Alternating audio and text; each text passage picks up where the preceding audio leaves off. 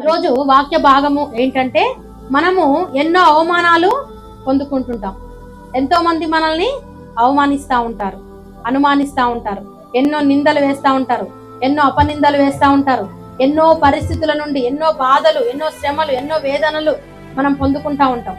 అయితే మరి దేవుడి రోజు మనకి ఎలాంటి పరిస్థితుల్లో నుండి మనం బాధపడుతున్నామో, ఎలాంటి పరిస్థితిలో ఉండి వేదన చెందుతున్నామో, ఏ యొక్క ఆ బాధ మనం చెందుతున్నామో ఆ బాధ నుండి విడుదల కలగజేయడానికై నీవు పడిన బాధలు, వేదనలు, నిందలు, అర్థమైందండి? కొన్ని నిందలు పడిన వాళ్ళు ఉన్నారు, బాధలు పడిన వారు ఉన్నారు, వేదనలు పడిన వారు ఉన్నారు, అవమానాలను ఎదుర్కొన్నవారు, అవమానాలు ఎదుర్కొన్నవారు. ఎంతో మంది అవమానించుంటారు. ఏంటి, నువ్వేంటి, నీ పరిస్థితి ఏంటి? డబ్బు లేకపోయినా కూడా ఏం చేస్తారండి, అవమానిస్తూ ఉంటారు. నీకేం డబ్బు లేదుగా, నువ్వు వెళ్ళిపో అన్నట్టుగా మాట్లాడుతూ ఉంటారు. తర్వాత ఇంకేంటి, నీకు చదువు లేదు కదా, నువ్వేంటి ఇక్కడికి వచ్చావు అన్నట్టుగా అవమానిస్తూ ఉంటారు. ఎన్నో రకాలుగా ఇలా అవమానిస్తూ ఉంటారు. కొంతమంది ఎలా జరుగుతుందంటే, తల్లిదండ్రులను బట్టి కూడా పిల్లల్ని అవమానిస్తూ ఉంటారు కదా అండి. పిల్లల్ని బట్టి కూడా తల్లిదండ్రుల్ని, అంటే తల్లిదండ్రులు మంచి వాళ్ళు కాదనుకోండి, వాళ్ళ ప్రవర్తన మంచి లేదనుకోండి, పిల్లల్ని ఏం చేస్తారు అంటే తల్లిదండ్రులను బట్టి పిల్లలను ఏం చేస్తారండి, అవమానిస్తూ ఉంటారు. అయితే ఈ రీతిగా మరి ఎన్ని రకాలుగానో అవమానాలు చెందిన వారుగా, ఏదో ఒక అంశాన్ని బట్టి మనము కూడా ఏదో ఒకటి అవమానం పొందుకొని మరి బాధలు పడి, నిందలు పడి, అవమానాలు ఎదుర్కొంటూ ఇలాంటి పరిస్థితిలో ఉండేవారు ఉంటారండి. ఎన్నో మనం చెప్పినట్లయితే, అడిగినట్లయితే, మీరు ఎక్కడైనా అవమానం పడ్డారమ్మాలా అని అడిగితే చెప్పగలుగుతారా? ఏ విషయాన్ని బట్టి, ఎవరు మిమ్మల్ని అవమానించారు, ఎవరు మిమ్మల్ని నిందించారు, మీపై అపనిందలు ఎవరు వేశారు అని అడిగితే చెప్పగలుగుతారు కదా. అయితే అలాంటి పరిస్థితిలో ఉన్నప్పుడు మరి దేవుడు నిన్ను గొప్పగా చేసే రోజు ఒక రోజు వస్తుంది. నిందలన్నిటినీ కొట్టివేసి, అవమానాలన్నిటినీ తొలగించి వేసి ఒక రోజు దేవుడు నిన్ను ఘనంగా నిలబెట్టే రోజు వస్తుందండి. ఆ రోజు కోసం మనం ఎదురు చూసేటట్లుగా ప్రతి ఒక్కరం కూడా. మరలా కొంతమంది ఏం చేస్తారంటే, మనుషులు అవసరాన్ని బట్టి ఏం చేస్తారు, అవసరానికి వచ్చి మనుషుల్ని మంచిగా కూల్ చేసి, ఐస్ చేసి, అవసరానికి రమ్మంటారు, అవసరం తీరిన తర్వాత పొమ్మంటారు. అవునా కాదండి? మనుషుల స్వభావం అలా ఉంటది. ఒకవేళ నిన్ను అవమానించిన వాళ్ళే, నిన్ను నిందించిన వాళ్ళే, నిన్ను దూరంగా పెట్టిన వాళ్ళే, నిన్ను వెలివేసిన వాళ్ళే, అర్థమైందా, వాళ్ళే ఒక రోజు మరలా వచ్చి నిన్ను రమ్మని, నిన్ను పిలిచి, నీతో మాట్లాడి, ఎవరైతే అవమానించారో వారి నోటి నుండే గొప్పగా దేవుడు వారి నోటి నుండే నిలబెట్టే రోజు ఒక రోజు తీసుకొని రాబోతా ఉన్నాడు. మరి అదే వాక్య భాగాన్ని ఎవరు, మరి ఒక వ్యక్తి బైబిల్ గ్రంథంలో అలా ఉంటూ వస్తున్నాడండి. ఎవరు ఆ వ్యక్తి? ఆ వ్యక్తి జీవితంలో ఏమి జరిగింది, ఎలా అవమానాలు పొందుకున్నాడు, ఎలా బాధలు పడ్డాడు, ఎలా నిందలు పడుతూ వచ్చినాడు, ఎన్ని శ్రమలు అనుభవించాడు.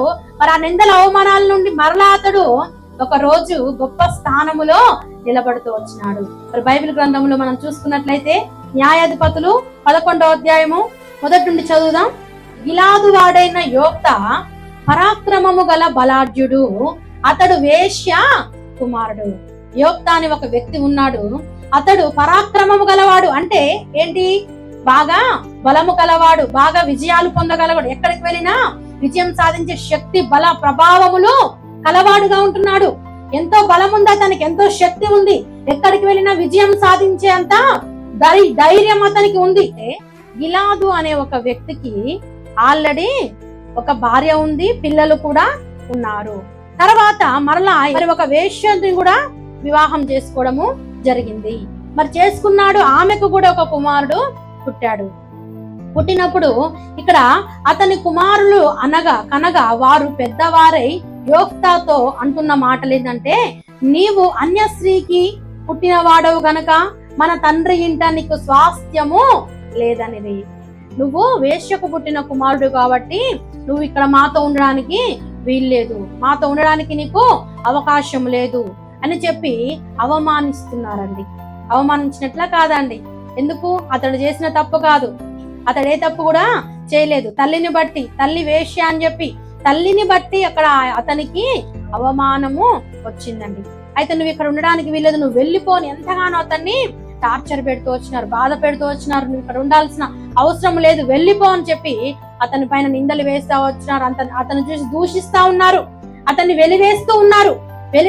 ఇక్కడ ఉండడానికి నువ్వు వీల్లేదు, వెళ్ళిపో, మా మధ్యలో ఉంటే మాకు అవమానం వస్తుంది, నువ్వు మాతో ఉంటే నీ వల్ల మాకు చెడ్డ పేరు వస్తుంది, నువ్వు మాతో ఉండడానికి వీల్లేదు, మా తండ్రి ఇంట నీకు స్వాస్థ్యం అసలు లేదు, నీకు ఇక్కడ అధికారం ఎట్టి పరిస్థితుల్లో లేదు, నువ్వు ఇక్కడ ఉండకూడదు అని చెప్పి ఏం చేశారండి, అక్కడి నుంచి పంపివేస్తూ వచ్చినారు, అవమానించారు, వెళ్ళగొట్టారు. అక్కడ చెప్పినప్పుడు నీకు ఇక్కడ స్వాస్థ్యము లేదని చెప్పినప్పుడు ఇక యోప్తా ఏం చేశాడంటే అవన్నీ చూసి తన సహోదరుల ఎదుటి నుండి పారిపోయి టోబు దేశమున నివసింపగా ఏం చేశాడు, ఇక అన్ని చూసినప్పుడు సహోదరులను చూస్తే మనల్ని ఇక్కడ ఉండనిచ్చే పరిస్థితి లేదు, అవమానాలు, నిందలు ఎదుర్కోవాల్సి వస్తుంది.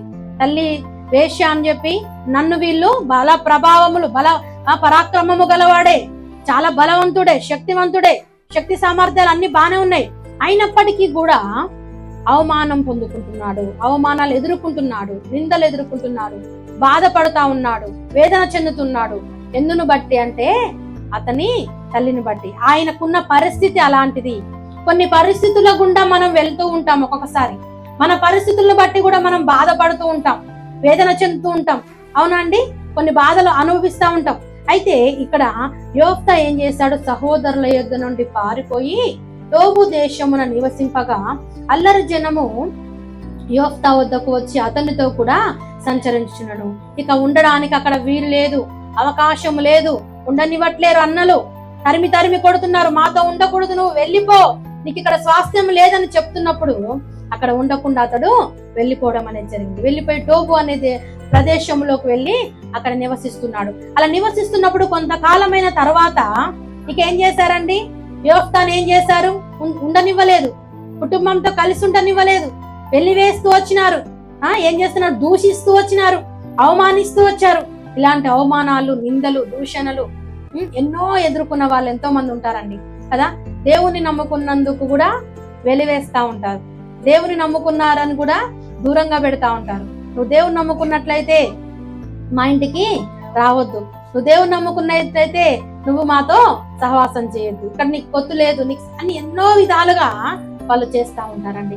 అయితే చేసినప్పుడు మరి ఆ యొక్క భరించలేకపోతున్నాడు. అయితే మన జీవితంలో కూడా ఎన్నో అవమానాలు, ఇలాంటి పరిస్థితుల్లో మన స్థితిని బట్టి, మన పరిస్థితిని బట్టి కొన్ని మనం చూసినట్లయితే, ఒకవేళ కుటుంబాల్లో చూసినట్లయితే భర్త మంచివాడు కాదు, త్రాగుతాడు, భర్తను బట్టి భార్యకి ఏం జరుగుతుంది, నలుగురిలోకి వెళ్ళినప్పుడు అవమానం ఎదుర్కొనే పరిస్థితి కదా. వాళ్ళు ఏమనుకుంటారు, ఈమె ఇక్కడికి వచ్చింది ఏంటి, ఇక్కడ ఏమంటారండి, వాళ్ళు ఇష్టం వచ్చినట్లుగా నిందిస్తా ఉంటారు, బాధ పెడతా ఉంటారు, నోటుకొచ్చినట్టుగా మాట్లాడుతూ ఉంటారు. అవమానాలు ఎదుర్కొనే పరిస్థితులు, ఎన్నో అవమానాలు మన జీవితంలో కూడా మనము ఎదుర్కొని ఉంటామండి.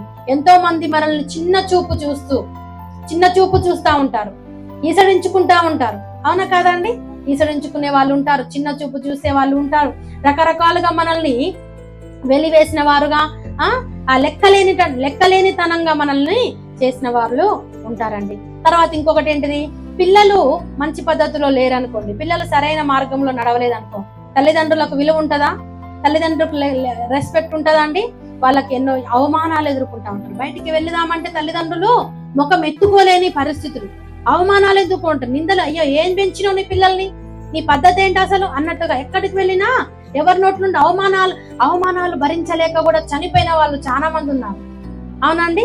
అవమానాలు, నిందలు అనవసరంగా మమ్మల్ని అంటున్నారని చెప్పి అలా చనిపోయిన వారు కూడా అవమానాన్ని పొందుకోలేని వారు, బాధ భరించలేక మరి అలా చేసుకున్న వాళ్ళు కూడా చాలా మంది ఉంటున్నారండి. మరి తర్వాత చూసుకున్నట్లయితే తల్లిదండ్రులను బట్టి ఇటు పిల్లలకి, పిల్లల్ని బట్టి తల్లిదండ్రులకు, భార్యను బట్టి భర్తకు, భర్తను బట్టి భార్యకు. భార్య మంచిది కాదనుకోండి, భార్య మంచి ప్రవర్తన కాదు, భర్తకు విలువ ఉంటుందా, రెస్పెక్ట్ ఉంటుందా, ఉండదు. భార్యను బట్టి భర్తకు ఏమవుతుంది, అవమానము ఎదుర్కోవాల్సిన పరిస్థితి. భర్తను బట్టి భార్యకు, భార్యను బట్టి భర్తకు, పిల్లలను బట్టి తల్లిదండ్రులకు. ఇలా సమాజంలో చూస్తే కుటుంబంలో ఎవరినో ఒకరిని బట్టి కుటుంబంలో అవమానాలు ఎదుర్కొనే పరిస్థితి, సమాజంలో విలువ లేకుండా, సమాజంలో లెక్క లేకుండా, సమాజము ఈసడించుకునేటట్లు, వెలివేసేటట్లు, సమాజంలో ఒక లెక్కలో మనం లేకుండా అయిపోతుంది. ఎందుకంటే పరిస్థితులను బట్టి, నీకున్న పరిస్థితిని బట్టి అలా జరుగుతుండొచ్చు, నువ్వు బాధపడుతుండొచ్చు, ఎవరో ఒకరు అలా బాధపడుతుండొచ్చండి. మన పరిస్థితులను బట్టి మనం బాధపడతా ఉంటాం. ఎక్కడికి వెళ్దామన్న నలుగురిలో తలెత్తుకునే పరిస్థితి లేదు కదా. అవమానాలే ఎదుర్కొంటున్నాం, నిందలే ఎదుర్కొంటున్నాం, బాధలే పడుతున్నాం అన్నట్టుగా ఉంటారండి. ఇక్కడ యోఫ్తా కూడా అదే రీతిగా బాధపడుతూ వచ్చినాడు, అదే రీతిగా వేదన చెందుతూ వచ్చినాడు. ఎవరిని బట్టి? తల్లిని బట్టి. తల్లి వేశ్య అని చెప్పి ఏం చేశారండి? తోటి సహోదరులే, బయటి వాళ్ళ, దూరం వాళ్ళ కాదండి, తోటి సహోదరులే ఏం చేస్తూ వచ్చినారు? అక్కడ వెలివేయడం అనేది జరిగింది. నువ్వు ఇక్కడికి రావడానికి వీల్లేదు, నువ్వు ఇక్కడ ఉండడానికి వీల్లేదు, నువ్వు వెళ్ళిపో అని చెప్పి తోటి సహోదరులే వెలివేస్తూ వచ్చినారండి. ఇంటిలో ఉండకుండా ఒక్క తండ్రికి పుట్టిన వాళ్ళే, ఒక్కటే కుటుంబం అయినప్పటికీ మరి వాళ్ళు ఎలా ఉంటూ వస్తున్నారంటే ఒకరినొకరు ఓర్చుకోలేని పరిస్థితులు, ఒకరినొకరు భరించుకోలేని పరిస్థితులు. ఒక కుటుంబంలోనే ఇలాంటి పరిస్థితులు ఉంటే, కుటుంబంలోనే ఇలా ఉంటే బయట ప్రపంచం ఇంకెలా ఉంటదండి? కుటుంబంలో వాళ్ళే మనల్ని లెక్క చేయకుంటే బయట వాళ్ళు లెక్క చేస్తారా? అసలు లెక్క చేయరు.